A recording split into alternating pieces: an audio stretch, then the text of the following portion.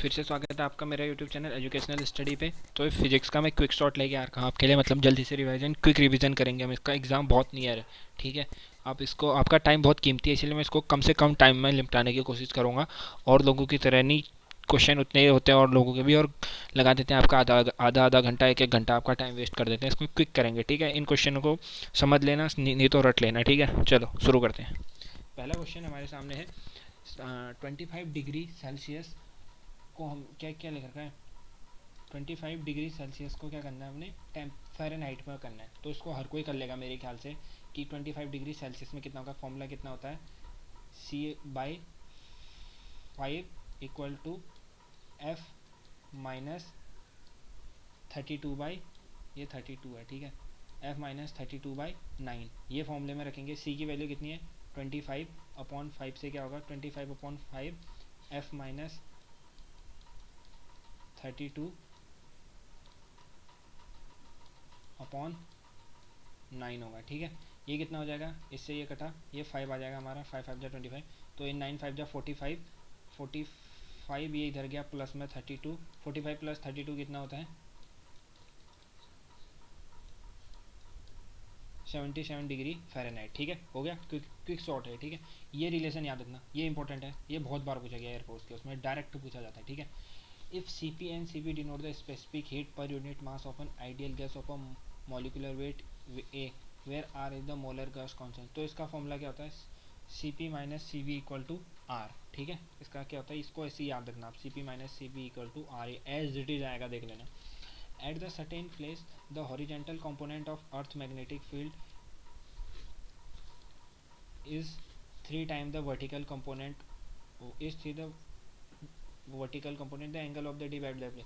ये क्या बोल रहे, देखो, किसी जगह पे जो हॉरिजेंटल कंपोनेंट है अर्थ के मैग्नेटिक फील्ड था, हम किससे डिनोट करते हैं अर्थ के मैग्नेटिक फील्ड को, बी से, ठीक है। इसका हॉरिजेंटल कंपोनेंट कितना है, इसका हॉरिजेंटल कंपोनेंट है 3 times of is vertical component, 3 times of is vertical component. Magnetic field का horizontal component equal to 3 time of it magnetic vertical component magnetic field. अब एंगल पूछे, एंगल ऑफ डिप पूछे, angle of dip हमने, हमको क्या बता भैया, हमको पता है टेन थीटा इक्वल टू क्या होता है, टेन थीटा इक्वल टू होता है,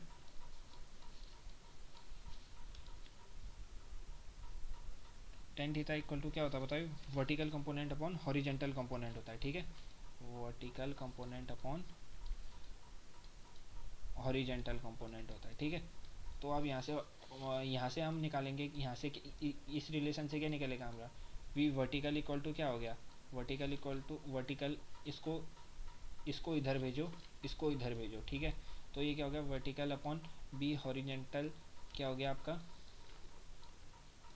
1/3, ठीक है, 1/3 हो गया आपका। अब इसको कहाँ पुट कर देंगे हम, इसमें पुट कर देंगे, किसमें, इसमें।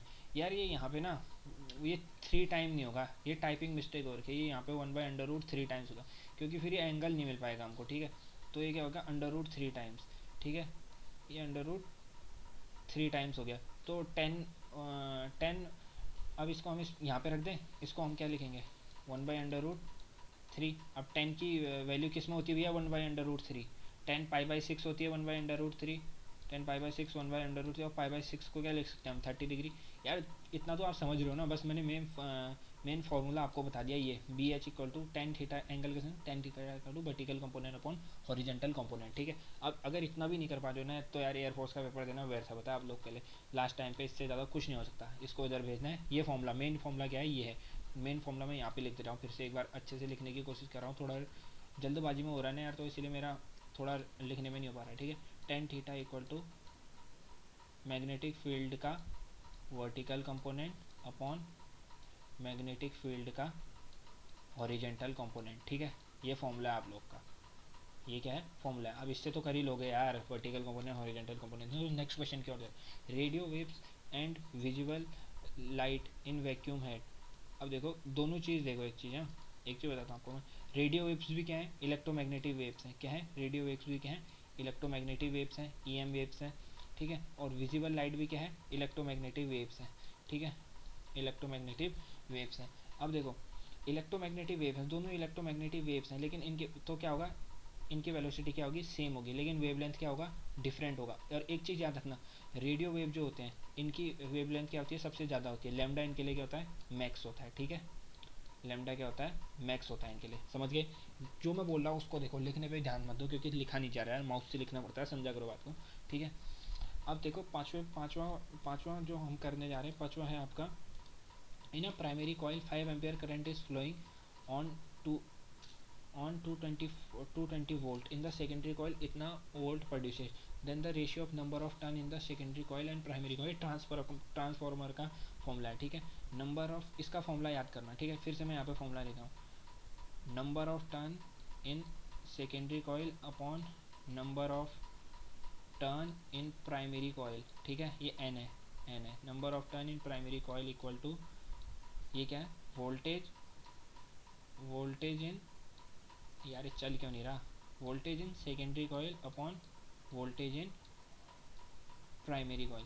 तो अब हमसे क्या पूछा है, ratio of number of turn in secondary coil and primary coil, ये पूछ रहा है हमसे, N S upon N P, N S मतलब सेकेंडरी कॉइल, एन पी मतलब प्राइमरी कॉइल, तो इसका रेशियो पूछ रहा है, N S upon N P का रेशियो पूछ रहा है हमसे, ठीक है। N S upon N P का रेशियो पूछ रहा है। अब इसमें हम डायरेक्ट क्या कर देंगे, वी एस, सेकेंडरी कॉइल में वोल्टेज कितनी है, 220 और प्राइमरी में कितनी है, 220, ठीक है। इसको कट करेंगे तो आंसर कितना आएगा, यार ये चल नहीं रहा, ठीक है, इसको समझ जाना। अब इसको कट कर लेना तो 10:1 आंसर आएगा, ठीक है, 10:1 आंसर आएगा इसका।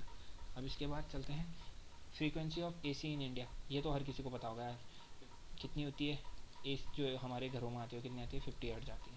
The device that does not work on the mutual induction, mutual induction पे कौन काम नहीं करता है इन तीनों में से, इंडक्शन कॉइल तो करती है, मोटर भी करती है, ट्रांसफार्मर, टेस्ला कॉइल नहीं करता म्यूचुअल इंडक्शन पे, ठीक है। 3 parallel induction, each of self inductance L are connected in parallel but are well separated from each other, ठीक है। तो हमसे क्या पूछ, इसमें बताना टोटल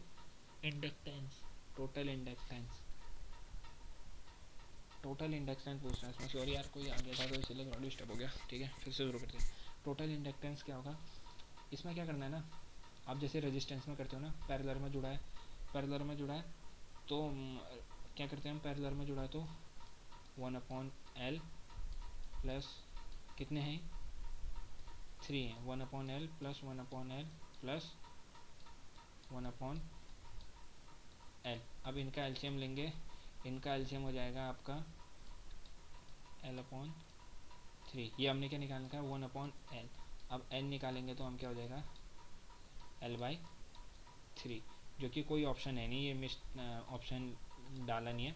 आंसर क्या होगा इसका, करेक्ट आंसर L/3, ठीक है। सेम रेजिस्टेंस की तरह करते हैं, रेजिस्टेंस में क्या करते हैं हम, अगर सीरीज में हुए तो नॉर्मल प्लस करते हैं और पैरेलल में हुए तो 1/R करके प्लस करते हैं ना, वैसे ही सेम इंडक्टेंस के साथ भी। आगे बढ़ते हैं, of the following that one which has higher specific heat, highest specific heat सबसे ज़्यादा किसकी होती है, वाटर की, ठीक है। सबसे ज़्यादा स्पेसिफिक हीट किसकी होती है, वाटर की होती है। अब आते हैं, which of the following show particle nature of light, इनमें से कौन सी ऐसी प्रॉपर्टी है जो पार्टिकल नेचर को दिखाती है लाइट के, वो क्या है, photoelectric effect. The condenser of capacity C1 and C2 are connected in parallel then equivalent capacity, ठीक है भैया। अब क्या बोल रहे हैं, अभी इंडक्टेंस का पूछा था, अब किसका बोल रहे हैं, कैपेसिटी का। अब कैपेसिटी में क्या होता है, अगर पैरेलल जुड़े हैं तो अपोजिट हो जाता है, ठीक है। जैसा रेजिस्टेंस का होता है उसका अपोजिट, रेजिस्टेंस में क्या होता है, अगर पैरेलल होते हैं तो हम 1 करके जोड़ते हैं, ठीक है, 1/R1 प्लस 1/R2 करके जोड़ते हैं, ठीक है। लेकिन कैपेसिटेंस में क्या होता है, हम नॉर्मली जोड़ते हैं। अगर पैरेलल में होता है तो क्या होगा इसका answer, C1 plus C2, C1 plus C2, answer क्या होगा, ये होगा। अगर यहाँ पे सीरीज में होते तो कैसे जोड़ते हैं हम, 1/, ऐसे जोड़ते हैं हम 1/C1 प्लस 1/C2, ठीक है। लेकिन अभी उसमें नहीं है तो हम कैसे जोड़ें C1 प्लस C2, क्योंकि ये पैरेलल में।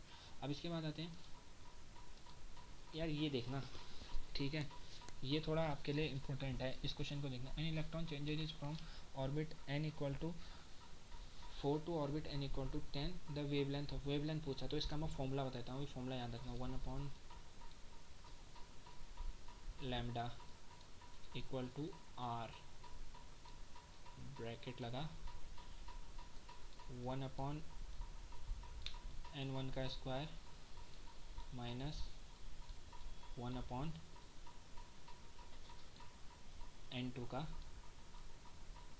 स्क्वायर। ठीक है, अब इसमें से हमने क्या निकालना है, लेमडा की वैल्यू निकालनी है। तो ये आर क्या होता है यहाँ पे, रेडबर्ग कॉन्स्टेंट। आर के टर्म में दे रखा है तो लिखने की ज़रूरत नहीं है। तो 1/λ इक्वल टू क्या लिखेंगे हम, आर। अब देखो n1 किसको लेंगे, n1 हमेशा उसको लेंगे जो छोटा है। ठीक है, n1 हमेशा किसको लेंगे, छोटे वाले को। तो n1 क्या होगा, 2 हो गया। 2 की वैल्यू यहाँ रखो तो ये 1/n1 का स्क्वायर, 2 का स्क्वायर 4 माइनस 1/n2 का स्क्वायर, 4 का स्क्वायर 16। ठीक है, 4 का स्क्वायर 16। एलसीएम लेंगे, सॉल्व करेंगे तो 1/λ इक्वल टू क्या आ जाएगा, 1/λ इक्वल टू आ जाएगा 3r/16। ठीक है, अब देखो हमने निकालना क्या है, लैम्डा निकालना है। तो इसका क्या कर देंगे, उल्टा कर देंगे। तो लैम्डा इक्वल टू क्या आ जाएगा, 16/3r। ठीक है, 16/3r है। कोई ऑप्शन देखो, ये रहा 16/3r। अब आगे बढ़ते हैं। A current carrying wire in neighbourhood produces, अगर किसी एक वायर में करंट फ्लो कर रहा है तो उसके आसपास क्या होता है, मैग्नेटिक फील्ड प्रोड्यूस होता है। ठीक है, which of the following electromagnetic wave है मिनिमम फ्रीक्वेंसी, सबसे कम फ्रीक्वेंसी किस में होती है भैया। अभी मैंने आपको क्या बताया था, रेडियो वेव्स में क्या होती है, रेडियो वेव्स में क्या होती है सबसे ज़्यादा, रेडियो वेव्स में क्या होती है, रेडियो वेव्स की लैम्डा क्या होती है, सबसे ज़्यादा होती है। रेडियो वेव्स में वेवलेंथ क्या होती है, मैक्सिमम होती है।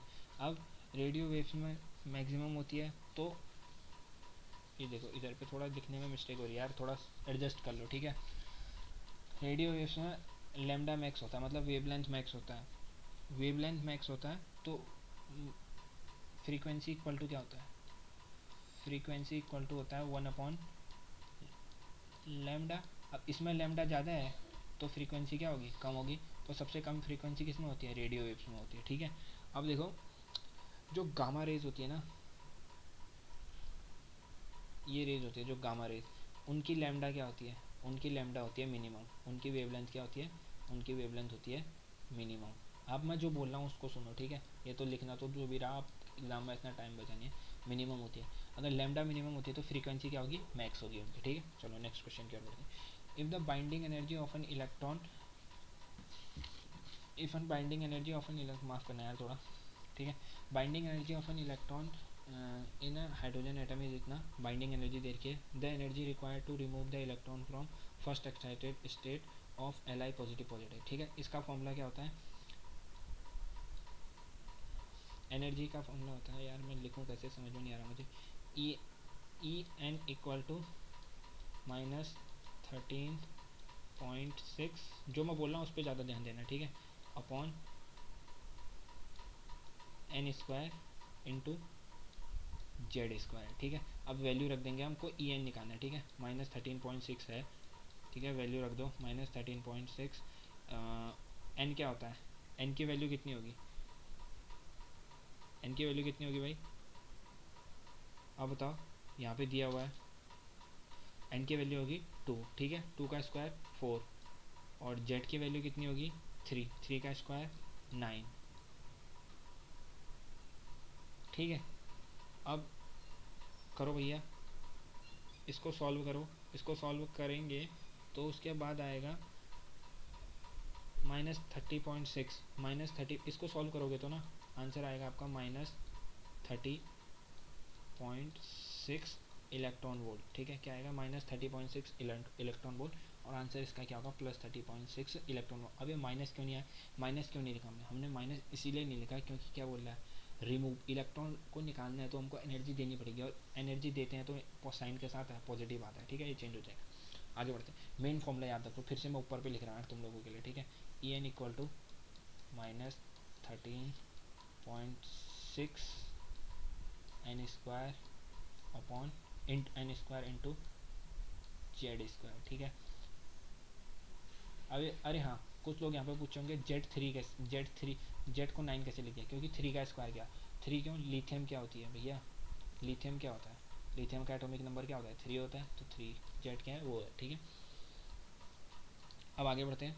चोक coil work on the principle of, ठीक है यार, इसमें सबको पता चल गया होगा वैसे, ये ऑप्शन थोड़े वो हो गए हैं, टाइप गलत हो गए हैं, तो ये ध्यान रखना। चोक कॉइल, ये इंपॉर्टेंट है। चोक कॉइल क्या, किसके प्रिंसिपल पे, सेल्फ इंडक्शन के काम प्रिंसिपल पे काम करता है। चोक कॉइल का काम क्या होता है, एसी को कंट्रोल करता है, ठीक है। एसी हर वो घर वाले एसी में समझ लें, अल्टरनेटिंग करंट है, ठीक है। The phenomena by which light travel in optical fibre, ये भी इंपॉर्टेंट याद है, ठीक है। TIR total internal reflection phenomena होता है, जिससे क्या करती है, लाइट ऑप्टिकल फाइबर में ट्रेवल करती है। To obtain P type semiconductor we need to dope SI with, ठीक है। पी टाइप का सेमी को करना है तो SI को हमको किसके साथ डोप करना पड़ेगा, एल्यूमिनियम के साथ, आसान है। Light wave can be polarise as they are, यार ये भी ऑप्शन में दिक्कत हो रही है, ऑप्शन छोड़ो आप आंसर पे जाओ, ठीक है। टाइपोनिम से transfer wave, transfer light wave कैसी वेव्स होती हैं, ट्रांसफर वेव, ठीक है। और ट्रांसफर वेव्स को क्या कर सकते हैं हम, पोलराइज कर सकते हैं। और लॉन्गिट्यूडनल वेव को क्या कर सकते हैं हम, लॉन्गिट्यूडनल वेव को हम पोलराइज नहीं कर सकते हैं, साउंड वेव्स होती हैं longitudinal wave. Equal charges are given to two sphere of different the potential difference wave, देखो क्या होगा बोल रहा है ना, दो स्पेयर है, equal charges are given to two sphere of different area, दो स्पेयर्स हैं, ठीक है। एक स्पेयर ये है, मान लो एक छोटा है एक बड़ा है, इनको हमने इक्वल चार्ज दिया, ठीक है। इक्वल अमाउंट में हमने इनको क्या दिया, चार्ज दिया, ठीक है। चार्ज दिया Q, इक्वल दिया Q Q दिया। अब पूछा क्या होगा, ठीक है। द पोटेंशियल विल पूछा, पोटेंशियल का फॉर्मूला क्या होता है आपको बताइए, V equal to KQ over R, ठीक है। तो देखो इससे हम क्या बोलते हैं, V inversely proportional to 1 over R हो गया, ठीक है। अब मतलब Q तो कांस्टेंट है तो K भी कांस्टेंट है, इससे का कोई फ़र्क नहीं पड़ता। मतलब जिसकी रेडियस ज़्यादा, ठीक है, जिसकी रेडियस ज़्यादा, अगर रेडियस ज़्यादा तो पोटेंशियल कम, और तो पोटेंशियल ज़्यादा किस में होगा, छोटे वाले में, तो हम क्या बोलेंगे, स्मॉलर वाले में ज़्यादा पोटेंशियल और बिगर जो बड़ा वाला है उसमें कम पोटेंशियल, ठीक है। समझ गया बात को। If the length of a cylinder on heating increases by 2%, ठीक है। अगर सिलेंडर की लेंथ हीट करने पे ये 2% इंक्रीज, तो एरिया ऑफ द बेस, तो एरिया क्या होता है ना, एक मिनट, एरिया क्या होता है, इसका फॉर्मूला हमको पता है, कैसे करेंगे इसको, area equal to L square, direct area को, एरिया का क्या होगा, डायरेक्टली L स्क्वायर। अब देखो L स्क्वायर इक्वल टू, तो ए में क्या चेंज आएगा, एरिया कितने से बढ़ेगा, A equal to L square 2, इसको हमने वो पढ़ा था कैसे करते हैं, del L upon L into 100 करेंगे, ठीक है। डेल अपॉन L इंटू 100 करेंगे, ये 2 आगे आ जाता है ना 2, और ये हमको कितना दे रखा है, del L upon L into 100 कितना दे रखा है, 2%, तो एरिया में कितने का चेंज आएगा, 2 इंटू 2 4 हो जाएगा, तो एरिया में कितने का आएगा, 4% का चेंज आएगा, ठीक है। तो ये इतना ही था यार, कंप्लीट हो चुका है, ठीक है। तो मिलते हैं आपको नेक्स्ट वीडियो में, पढ़ते रहिए और इसको क्विक डोज की तरह ले सकते हैं, कम से कम फॉर्मूला तो याद कर लेना है, ठीक है। मेरे को थोड़ा लिखने में दिक्कत हुई है, अगर आप लोग का सपोर्ट रहा है तो फिर और अच्छे तरीके से ट्राई करेंगे हम लोग, ठीक है। Okay bye.